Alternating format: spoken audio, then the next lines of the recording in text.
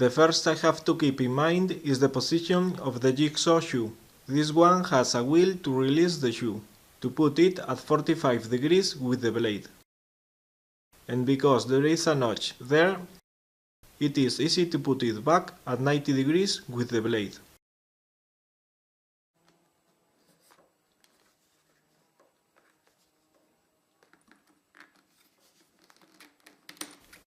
In case of a jigsaw shoe without that notch, I should be very careful to put the shoe at 90 degrees with the help of the square. When I installed the jigsaw, I realized that the blade was tilted like this. So now I want to cut that sheet to tilt the jigsaw like this, to correct the position of the blade. I want to cut the sheet in the back side. I cut it with the chisel. Actually, now I think the problem was the jigsaw blade clamping mechanism, but I will talk about that in the next video. And now, with the shoe against the sheet I have just cut, I cut the slot for the blade. This will make a wider slot, so it won't force the blade to tilt.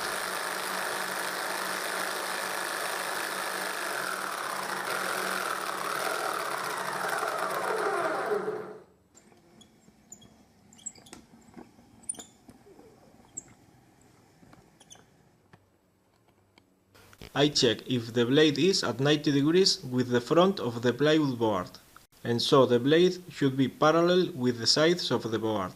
I retouch the sheet as many times as needed. I don't cut there, and I make a progressively wider cut to the back of the sheet, to tilt the shoe like this. I can use the file to be more precise, but it leaves an uncut thin piece of sheet in the bottom that I have to cut with the chisel.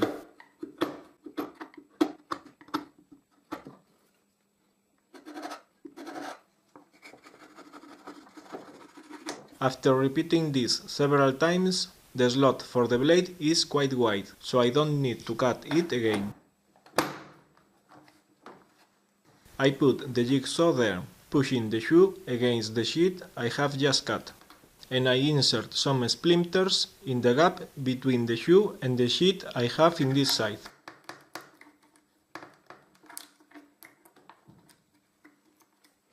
And now I can use the wing nuts to fix the jigsaw.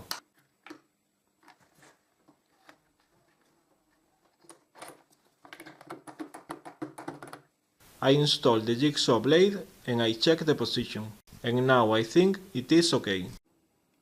Something important to keep in mind is the power of the jigsaw.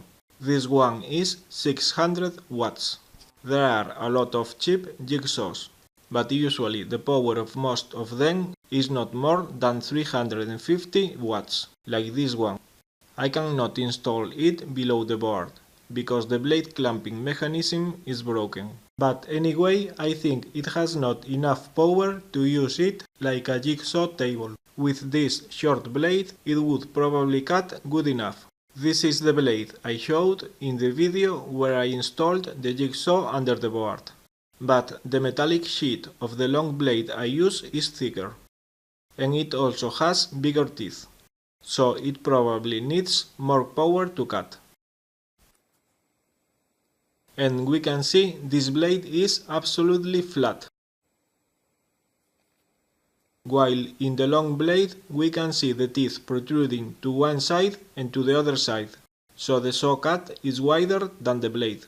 When I use one blade and then I use the other, I can feel the different power each blade needs to cut the wood. When I made the sled, the strips I used to make the runners were short. They should be as long as the base, but I just wanted to make the most of the piece of plywood I used. Even so, when I put it on the jigsaw table, it doesn't wobble. As I mentioned in a previous video, with the help of the slot I have in the fence of the sled, I can make precise cuts. I have to keep in mind that if I cut very near the end of the strip, I can only hold the strip with one hand, so I need to hold it hard, because the blade can make it jump and that could ruin the cut. It would be better to have something to clamp the strip, because I don't like to put my fingers very near the blade.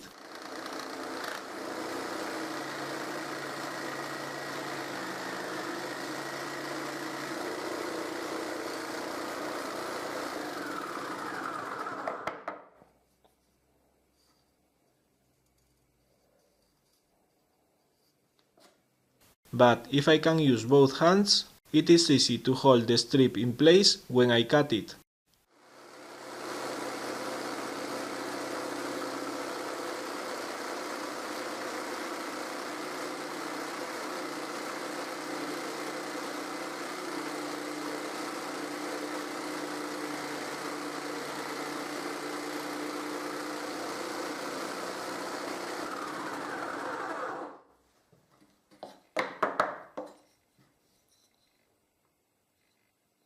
And the cut is nice, clean and square.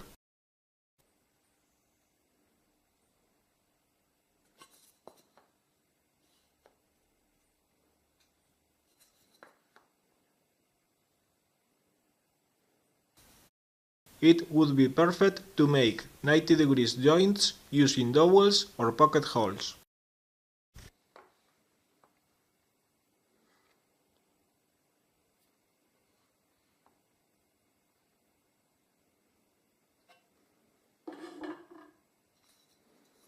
I can cut faster, but let's see the difference.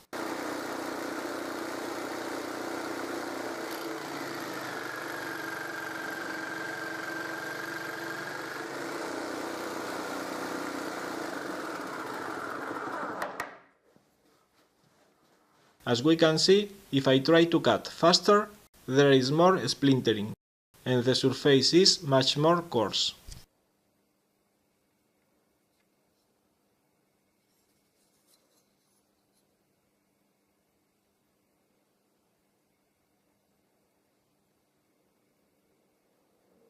And finally, when I need to turn the jigsaw on, I don't have any problem, because there is a button to block the trigger. But when I need to turn it off, if I get distracted, I could put my hand there, near the blade clamping mechanism.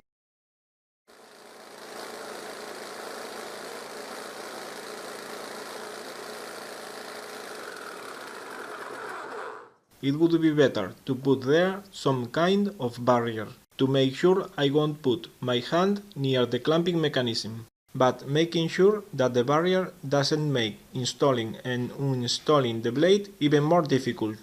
Thanks for watching. You can find all my woodworking videos in my channel. And if you like my videos, thanks for subscribing to my channel.